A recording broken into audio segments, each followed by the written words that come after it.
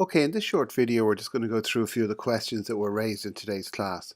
The first one of which was, how can we figure out what theme a website is using by looking at the elements on the website? Well, here's one of my websites.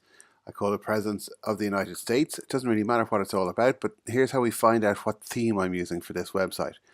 If I right-click anywhere on the page and look at the Inspect element here, it opens up this window on the right hand side. Now if you just watch my mouse here, I'm going to just have it over this neck of this corner of the website. Now I'm going to press Control and F for find, and we can see a little window opened up here. In that window there, that search bar, you type in style.css, style.css, and we can see up here the word style.css has been highlighted in green, or in yellow should I say. So if I right click there and open that link in a new tab, our new tab here has the theme name is Primer, and it's made by a company called GoDaddy and so on. So that is all the information here we need about the theme that is being used on this page of the website. The next question cropped up was, how can we make the text full width using the 2012 theme that we're using on the Olin Lee website? So if you just open up the website here into the dashboard, all we need to do now is open up any of the pages. So we just go to all pages, and I suppose we'll pick on the Donald Trump page again. Why not pick in the Trumpster? So we're going to edit that page.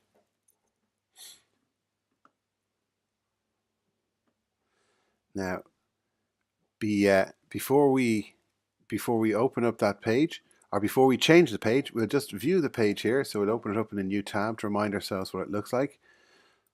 So currently, this is what the page looks like with all these widgets on the right hand side.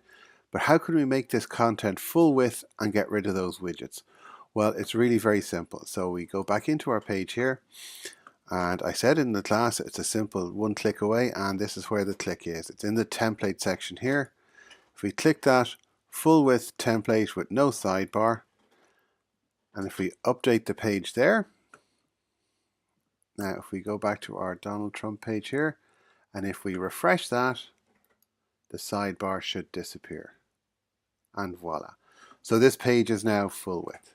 So that's how we make the page full width, so we don't have a sidebar full of widgets on the right hand side using this theme.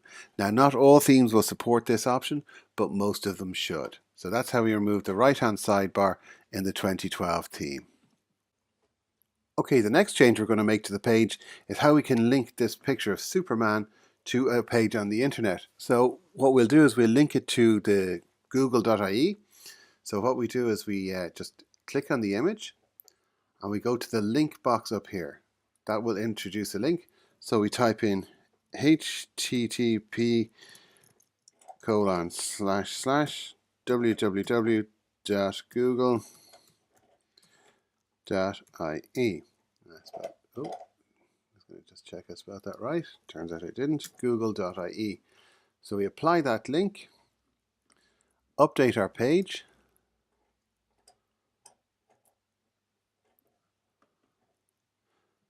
Okay, so the page is now updated. So we'll refresh our page here so the changes can take place. Okay, that page is reloaded. Now if we click on this image, we're taken to the Google page. But we see we didn't set it up so that Google would open in a new tab. So we just go back there. So what we need to do is we need to edit this link. So we click on the image again. We need to edit the link. So we'll go into this link options, and we click open the link in a new tab. So we update that. So we update our page here. Okay. So if we go back to our Donald Trump page here now and we refresh this, so the new content is loaded into it. So if we click on our Superman link, it should open Google in a new tab now. And there we go. Google opening in a new tab, and Donald Trump page is still here, and we still have our dashboard there. Cool, it worked. Hey!